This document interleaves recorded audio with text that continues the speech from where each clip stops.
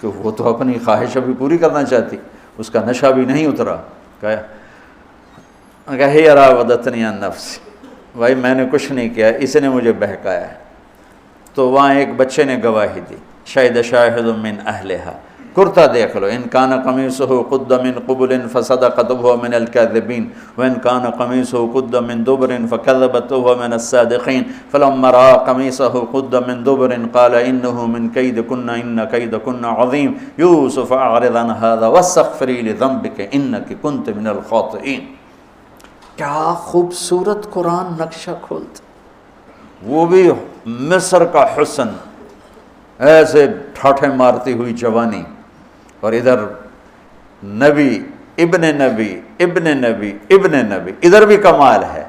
یہ واحد ہستی ہیں یوسف علیہ السلام، جن کا باپ نبی، جن کا دادا نبی، جن کا پردادا نبی، جو خود نبی. یہ اس لیے میرے نبی سے پوچھا گیا یا رسول اللہ من اکرم الناس، سب سے عزت دار کون ہے؟ آپ نے کہا یوسف علیہ السلام، کہ جو خود بھی نبی، ان کے باپ بھی نبی، ان کے دادا بھی نبی، ان کے پردادا بھی نبی. تو اللہ تعالیٰ نے اسی کے حساب سے امتحان لیا جس سطح پر وہ تھے. تو ساری رسیاں توڑوا کے بھاگے، اور عزیز مصر سامنے پیترا بدلا کہ اس کو قید کرو، اس نے یہ کیا، اس نے یہ کیا. جب وہ دیکھا کہ تو ہی لگتا ہے غلط ہے، یوسف بھائی تو درگزر کر، لیکن بدنامی ہو گئی. بدنامی ہوئی تو پھر انہوں نے کہا اس کو قید میں ڈال دو، پھر قید میں ڈالا.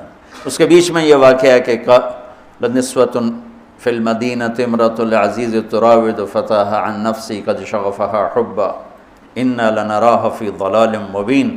ارے زلیخا عورتوں کے تانے، تو ملکہ ہو کر، شہزادی ہو کر ایک غلام پہ ایسے لٹو ہوگی، تجھے شرم نہ آئی؟ تو نے اپنی عزت کو نہ دیکھا، اپنے مرتبے کو نہ دیکھا، نا میں تھوڑی خبر لے لینی ہے. تو فلما سمعت بمکرہن ارسلت الیہن وأعدت لہن متکئا، اس نے ایک دسترخوان سجایا، اس پہ پھل فروٹ رکھے. وآتت کل واحدۃ منہن سکینہ، اور ایک ہاتھ میں پھل دیا، ایک ہاتھ میں چاقو دیا. اب وہ اپنے چاقو سے پھل کاٹ رہی ہیں. قالت اخرج علیہن، یوسف باہر آؤ. پردہ ہٹا، یوسف سامنے آئے تو پھل کاٹنے کے بجائے ہاتھ کٹنے لگے.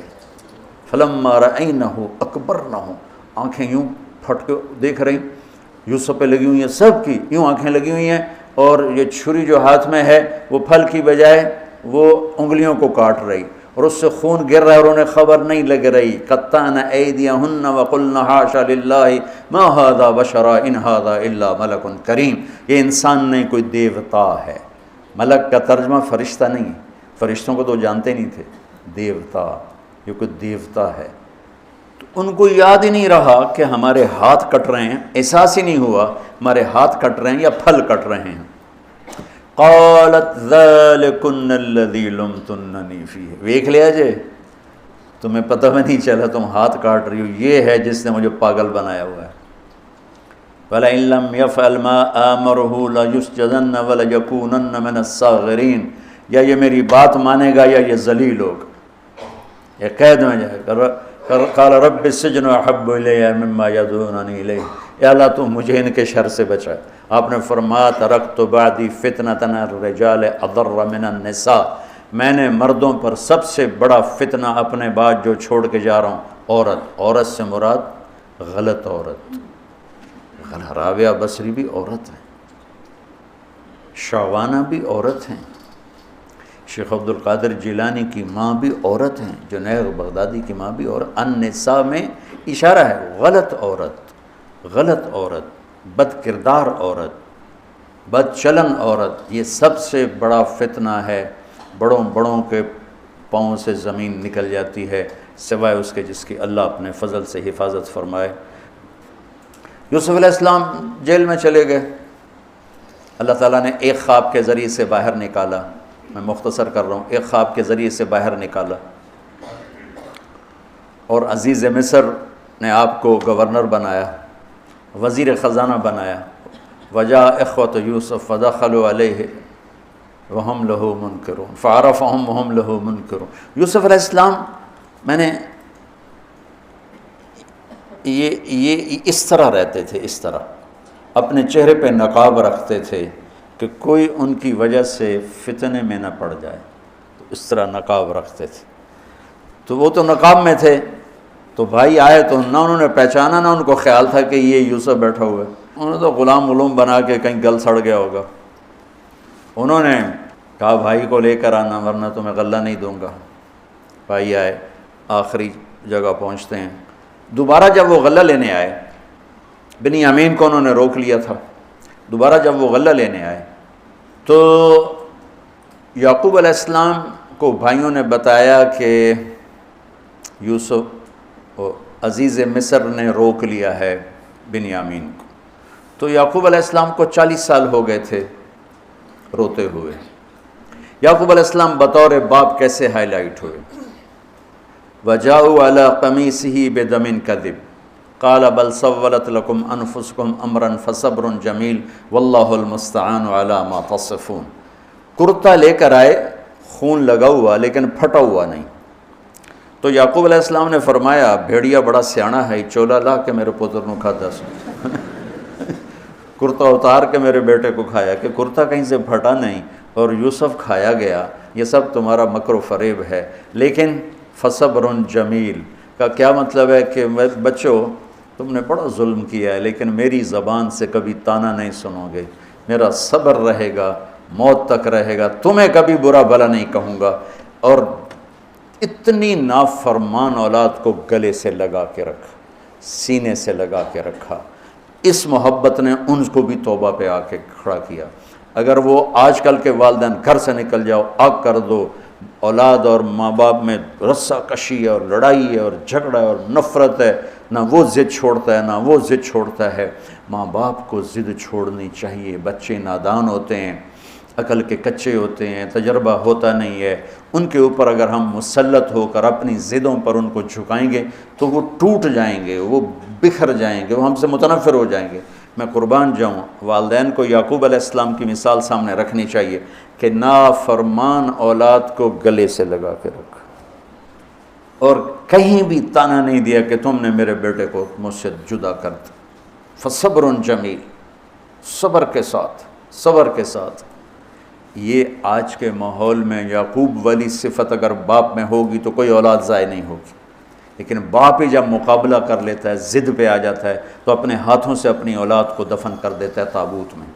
نافرمانی کے تابوت کی کیل والدین لگاتے ہیں کہ وہ ضد کر لیتے ہیں، بچوں سے ضد کر لیتے ہیں۔ ارے اپنی ضدیں توڑ دو، وہ تمہارے اوپر قربان ہو جائیں گے، فدا ہو جائیں گے۔ اگر ان پر اپنی ضدیں مسلط کرو گے پھر لڑائیاں ہوں گی، جھگڑے ہوں گے، نفرت ہوگی۔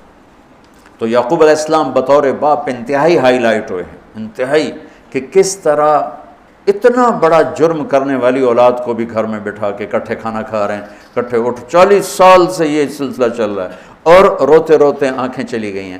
اور انما اشکو بثی وحزنی الی اللہ، کہ میں تمہیں تو کچھ نہیں کہہ رہا ہوں، تلا تفتح تذکر یوسف حتی تکون حردا او تکون من الہالکین، ابا جان آپ تو تباہ ہو جائیں گے، برباد ہو جائیں گے، یوسف کے غم میں آپ مر جائیں گے۔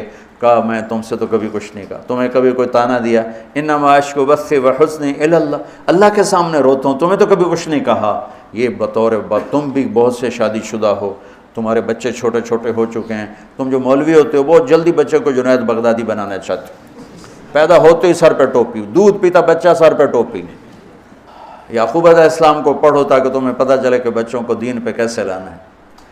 عام طور پر سورہ یوسف میں یوسف علیہ السلام کو ہائی لائٹ کیا جاتا ہے، میں یعقوب علیہ السلام کو ہائی لائٹ کرتا ہوں کہ میں ان کو بطور باپ جو دیکھتا ہوں وہ کوئی یوسف علیہ السلام سے کم درجے کی اہمیت نہیں ہے یعقوب علیہ السلام کی سورہ یوسف میں، لیکن سارے مفسرین بھی اور واعظین بھی اور خطیب یوسف یوسف یوسف یوسف، یعقوب علیہ السلام کو کوئی ہائی لائٹ نہیں کرتا کہ یعقوب بطور باپ کس طرح قد آور ہیں۔ اللہ کی قسم آسمان سے ان کا سر لگ رہا ہے، اتنی قد آور شخصیت ہیں یوسف علیہ السلام کے ساتھ ساتھ بطور باپ۔ ان کے گرد تو کہانی گھوم رہی ہے، انہوں نے ہائی لائٹ تو ہونا ہی ہونا ہے چونکہ ان کے گرد کہانی گھوم رہی، لیکن اسی کہانی میں یعقوب علیہ السلام کا قد بھی آسمان سے جا کے لگ رہا ہے کہ اولاد کو لے کے چلنا کیسے۔ اولاد بگڑ جائے اکھڑ جائے کیا کرنا ہے؟ لڑائیاں کرنی ہیں، گھر سے نکالنا ہے، مقابلے کرنے ہیں؟ نہیں، دب جانا ہے، شکست مان لینی ہے، ہار مان لینی ہے، اور محبت کو بڑھانا ہے۔